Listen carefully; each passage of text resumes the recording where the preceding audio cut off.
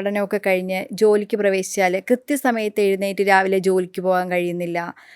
എല്ലാം ഇപ്പം ഇങ്ങനെ സിനിമയാണെങ്കിൽ കണ്ടുകൊണ്ടിരിക്കും, അവൾ കാണുവാണെങ്കിൽ കണ്ടുകൊണ്ടിരിക്കും, വേറൊന്നും ചെയ്യത്തില്ല. അങ്ങനെയൊക്കെയുള്ളൊരു സാഹചര്യം ADHD ആയിട്ട് നമുക്ക് വിലയിരുത്താൻ പറ്റുമോ? അതൊരു സൈക്യാട്രിസ്റ്റിന് സഹായം ആവശ്യമുള്ളൊരു സാഹചര്യമല്ലേ?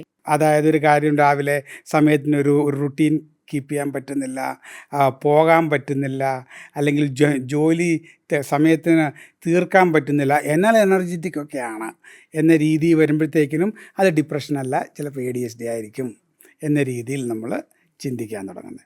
അതായത് ADHD ഉള്ളവരിൽ ഇപ്പം 10 മിനിറ്റ് കൊണ്ട് ചെയ്യാൻ പറ്റുന്ന ജോലികളും അവർ ചിലപ്പോൾ അങ്ങ് നീക്കി വെക്കും. ഇപ്പം ചെറിയ കാര്യമായിരിക്കും, പല്ല് തേക്കണം അല്ലെങ്കിൽ ബ്രഷ് ചെയ്ത് കുളിച്ച് വന്ന് ഇന്ന സ്ഥലത്തൊന്ന് പോകണം, അത്രയേ ഉള്ളൂ. 10 മിനിറ്റിൻ്റെ കാര്യമേ ഉള്ളൂ. ആ ടാസ്ക് കുറച്ച് ബോറിങ് ആയതുകൊണ്ടും കുറച്ച് കൗതുകമൊന്നും ഇല്ലാത്തത് കൊണ്ടും നീട്ടി അങ്ങ് പോകും.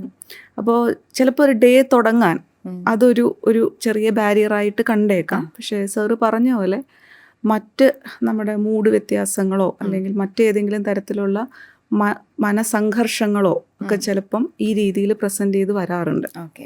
ദിവസം കഴിയും തോറും ചിലപ്പോൾ ആ മൂഡ് ഇംപ്രൂവ് ആകും. നൊക്ടൂണൽ വേരിയേഷൻ ഓഫ് മൂഡ് എന്നൊക്കെ നമ്മൾ, അല്ലെങ്കിൽ ഡയൂണൽ വേരിയേഷൻ ഓഫ് മൂഡ് എന്നൊക്കെ നമ്മൾ പറയും. ഒരു ക്ലാസിക് ഡിപ്രഷനിലാണെങ്കിൽ ഈ സിംറ്റംസ് കാണിക്കും.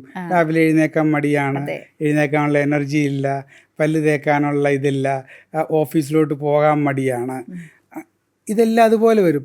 ADHDയിലും അതുപോലെ അവർക്ക് ഓഫീസിൽ പോയാലൊരു ബോറിങ് ഓഫീസ് ജോബാണെങ്കിൽ അവർക്ക് അങ്ങോട്ട് പോകാനേ തോന്നത്തില്ല. ADHDയുടെ ഒരു മെയിൻ പ്രശ്നം എക്സിക്യൂട്ടീവ് ഫങ്ഷനാണ്.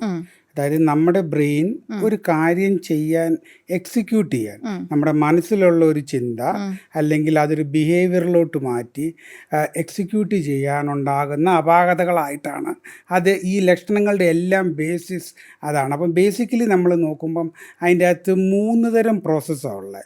ഒന്ന് അറ്റൻഷണൽ കൺട്രോൾ എന്ന് പറയും. അതായത് ഒരു കാര്യം ചെയ്യാൻ നമുക്ക് നമ്മുടെ അറ്റൻഷൻ മാറരുത്, ആ അറ്റൻഷൻ നമ്മൾ കൺട്രോൾ ചെയ്തിരിക്കണം.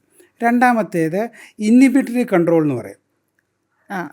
അതായത് മറ്റൊരു കാര്യത്തിലോട്ട് നമ്മുടെ ശ്രദ്ധ മാറാതിരിക്കണം, അല്ലെങ്കിൽ നമ്മൾ ചില കാര്യങ്ങൾ ഡിസ്ട്രാക്റ്റ് ആകാതിരിക്കുന്നത് ആ ഇൻഹിബിറ്ററി കൺട്രോൾ കൊണ്ടാണ്. മൂന്നാമത്തേത് നമുക്കൊരു വർക്കിംഗ് മെമ്മറി ഉണ്ട്. അതായത് എന്നോട് 4 ഇൻസ്ട്രക്ഷൻ പറഞ്ഞു, അത് 4 ഞാൻ ഓർത്തിരിക്കുക എന്ന് പറയുന്നത് എൻ്റെ വർക്കിംഗ് മെമ്മറിയാണ്.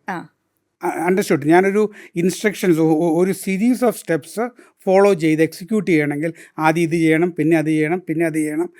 ആ ഇൻസ്ട്രക്ഷൻസ് എൻ്റെ വർക്കിംഗ് മെമ്മറിയിലാണ് ഇരിക്കുന്നത്.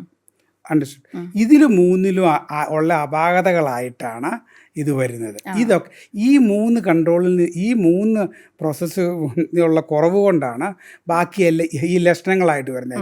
ആ മോട്ടോർ ഇൻഹിബിറ്ററി കൺട്രോൾ ഇല്ലാതാവുമ്പോഴാണ് ഹൈപ്പർ ആക്ടിവിറ്റി വരുന്നത്. അറ്റൻഷൻ കൺട്രോൾ കുറയുമ്പോഴാണ് ഇത്.